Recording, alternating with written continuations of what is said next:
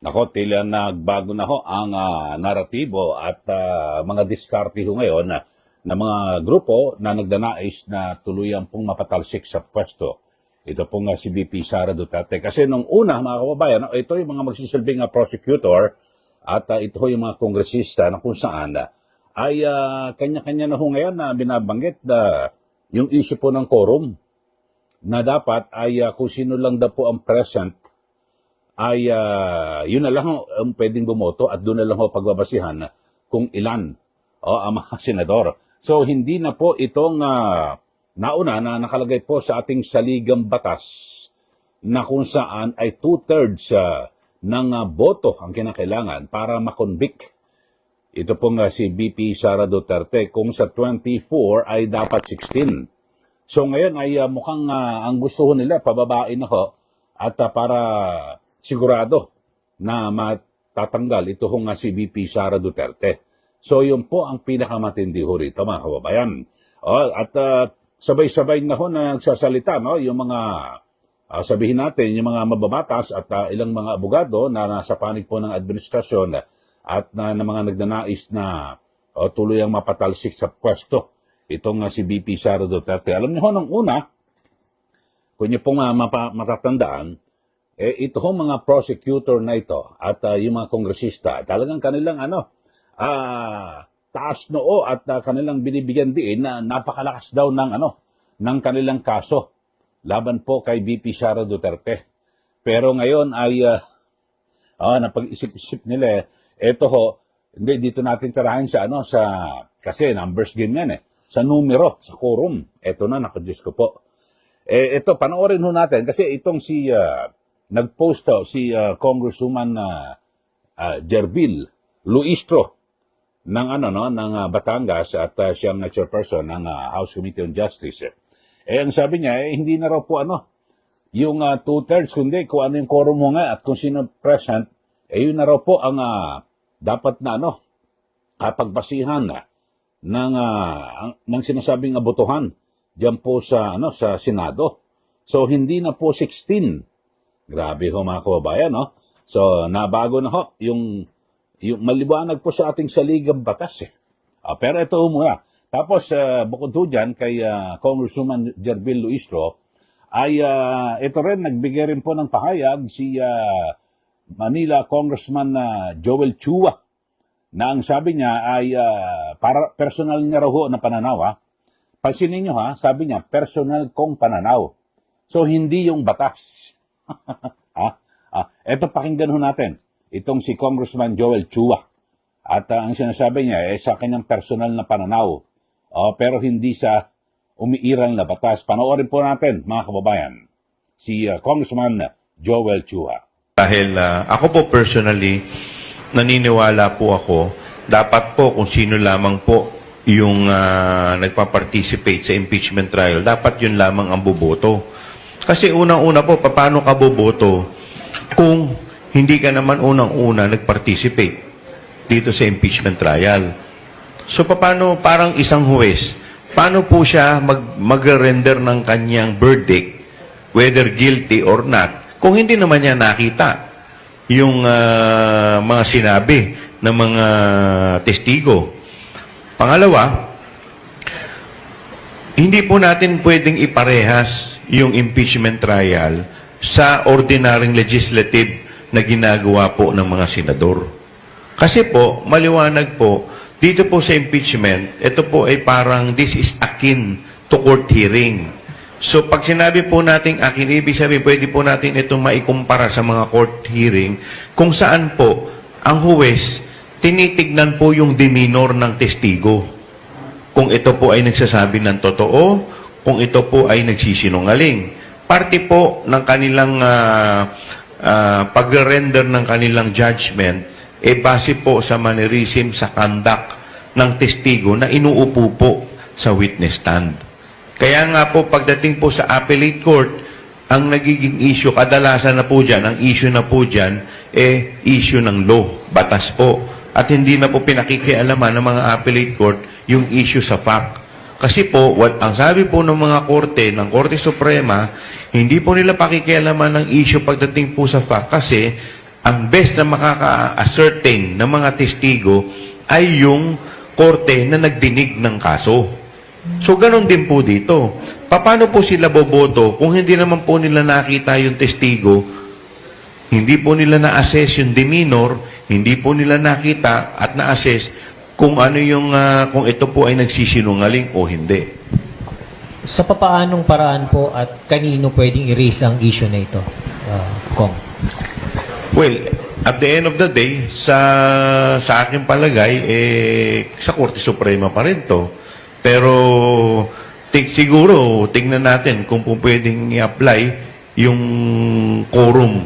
Kasi kung yun ang magiging decision nila, yung sa quorum, at ito, may mga decided cases na dito, sa tingin ko, wala rin naman masama na dapat ito rin ang i-apply pagdating po dito. Kasi paano po yun? Ang basis po ng quorum ay,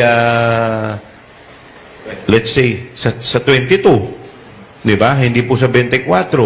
So, alangan naman yung pagdidesisyon doon po sa walang quorum. Yan po ang pahayag ni Congressman Joel Chua. Pansinin niyo yung umpisa niyang binanggit, ha? Ako personally. So, personal niya lang ho, mga kababayan, na siya po ay naniniwala.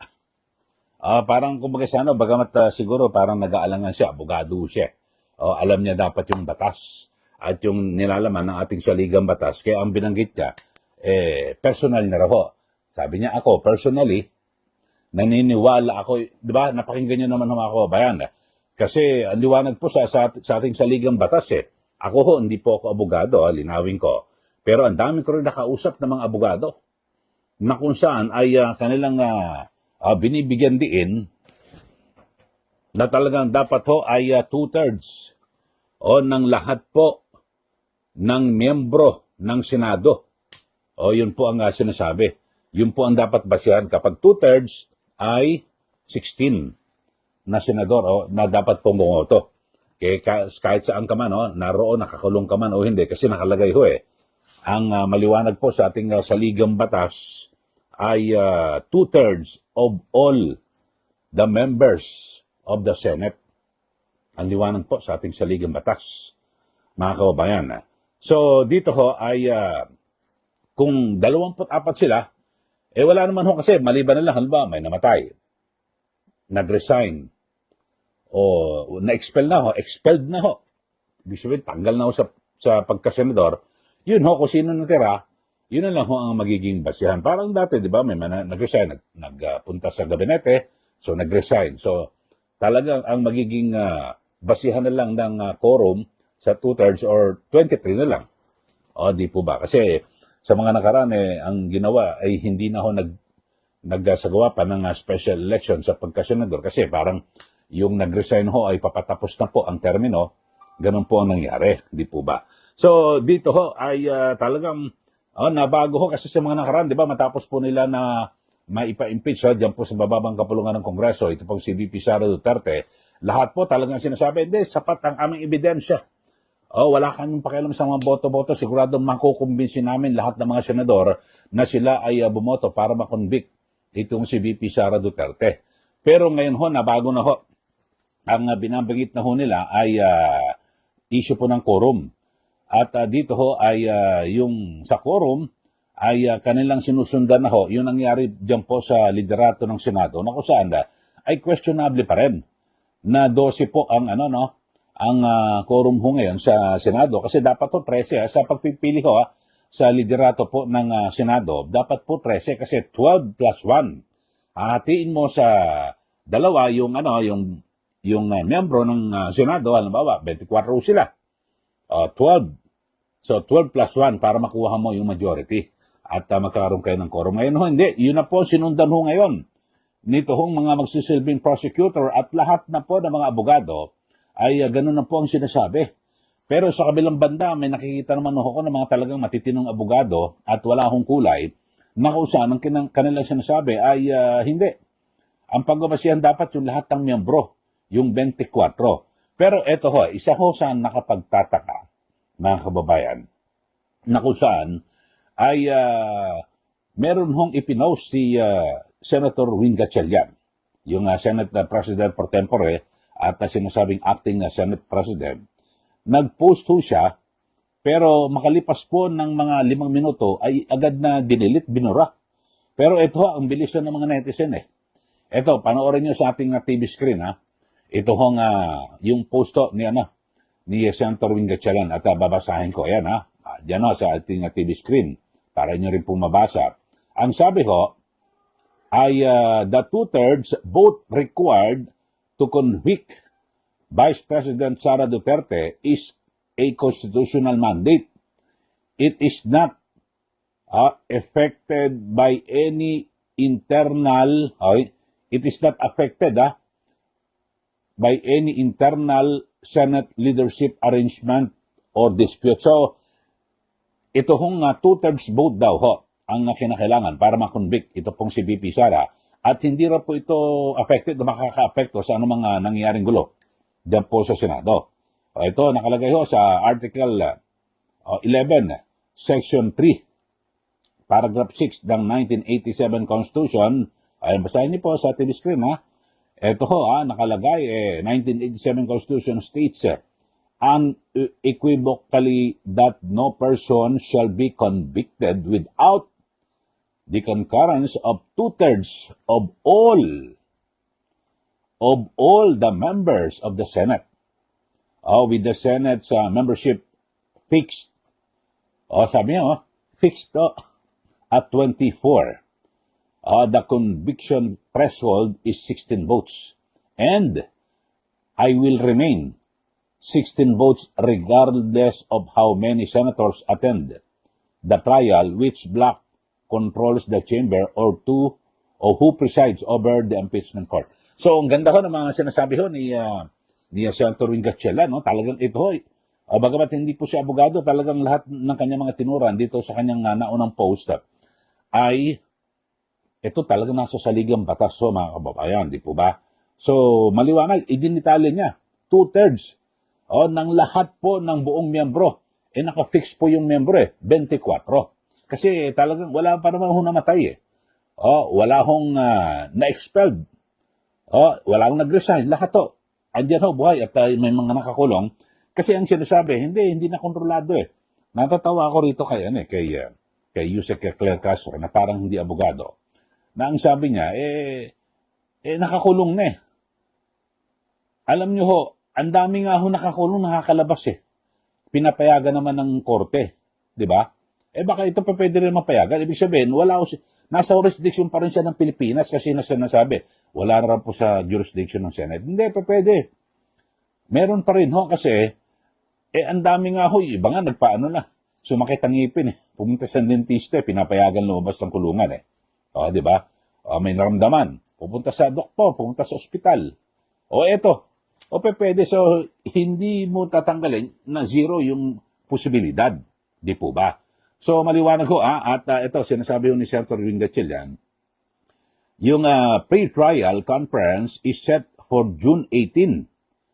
Both the Duterte camp and the House Prosecution Panel have been directed to submit their pre-trial briefs by June 15 and a trial proper is scheduled to begin on July 6, 2026. Ito ulitin niya, inulit niya basahin niyo The constitutional threshold, 16 votes, will be faithfully observed.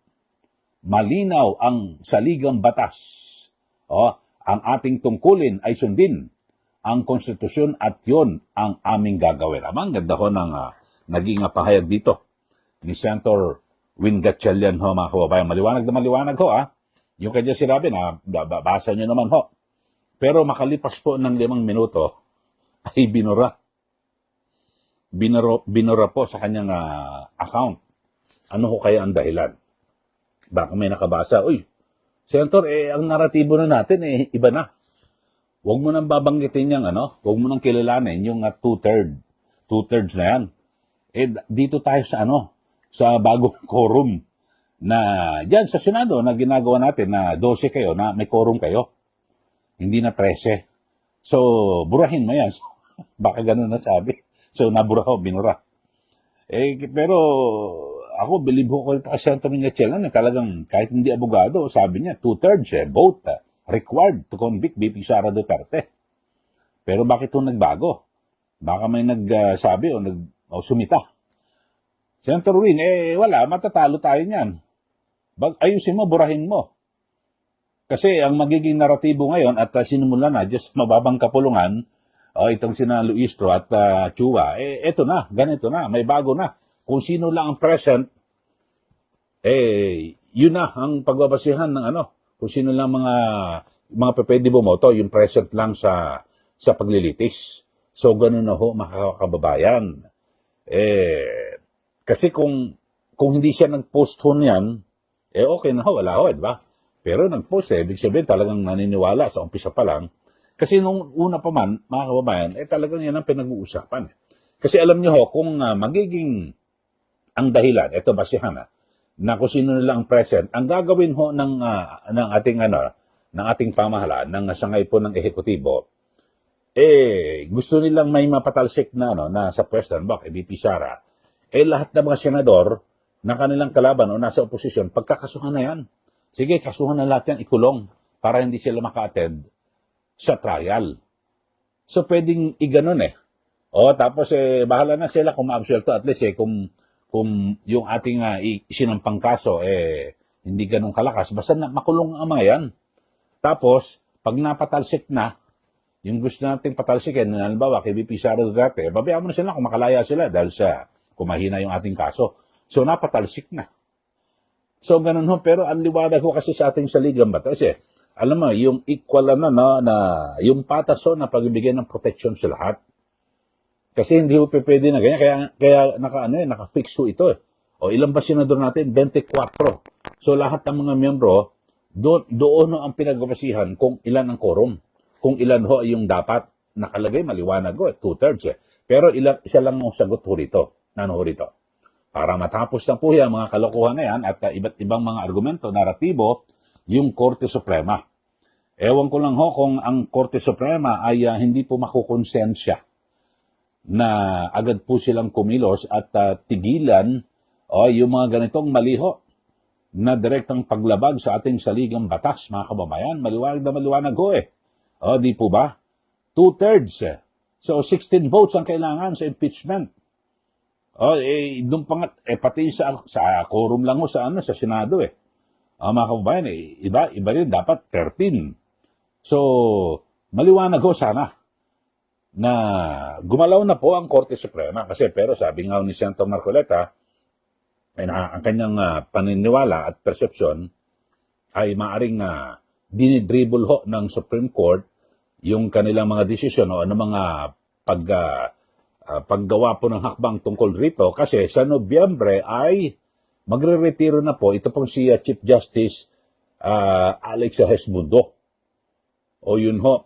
At siyempre, yung mga maiiwan, may mga pagpipilian may mga nag-aambisyon dyan na maging Chief Justice. Kaya ang ginagawa, dribble muna natin to kasi pipili si Pangulong Marcos Jr. Baka hindi tayo mapili. So, stop muna. Yun po ang nagiging perception sabi nga ni Senator Marcoleta. Pero maaring siguro ako mas gusto ko na sabihin na ng Supreme Court, hindi, mali ka, Senator Marcoleta. Action na kami ngayon sa lalang badali pa. Sana ganun. O kaya naman may mga nanonood at patuloy na tinitimbang makonsensya po ng mga Supreme Court justices, yun ho. Kasi tama ho yung punto ni Senator Marcoleta. Kung ikaw ay Korte Suprema na ikaw lang may responsibilidad na mag-correct sa lahat ng mga ito, dapat kumilos po kayo. Yun ho. Sana gawin ho nila, yun ho, at mabagabag ho sila sa naging pahayag ni Senator Marcoleta at ng iba pa ho ng mga kababayan natin na kung saan dapat kilos na po. Maging itong mga nagsasabi ngayon na naratibo, sila Joel Chua, ako naman, hindi pa rin naman nila iniiwas na Korte Suprema po talaga ang magdidesisyon po rito. Tulad doon ipasok ko lang din ho ito kay Attorney Palsis at Attorney Chico. Sabi ho ni Attorney Palsis, hindi, kinilala na yan si Win Gatchalian bilang bilang Senate President pro tempore at acting President ng Senado. O yun ho, mga kababayan. Pero, sabi ng Torren Chico, hindi. Sino ba dapat kilala rito? Dapat Supreme Court. Yun po. Sige, magbigay na po kayo ng comment dito po sa ating palatuntunan. Ang ating tanong, binabago na ho ang naratibo. Talagang gusto ipa-impeach si VP Sara at all cost kahit anong mangyari. Mga kababayan, kayo ho, ano masasabi nyo rito? Na sukdo lang kahit labagin ang konstitusyon. Sige, magbigay na po kayo ng comment.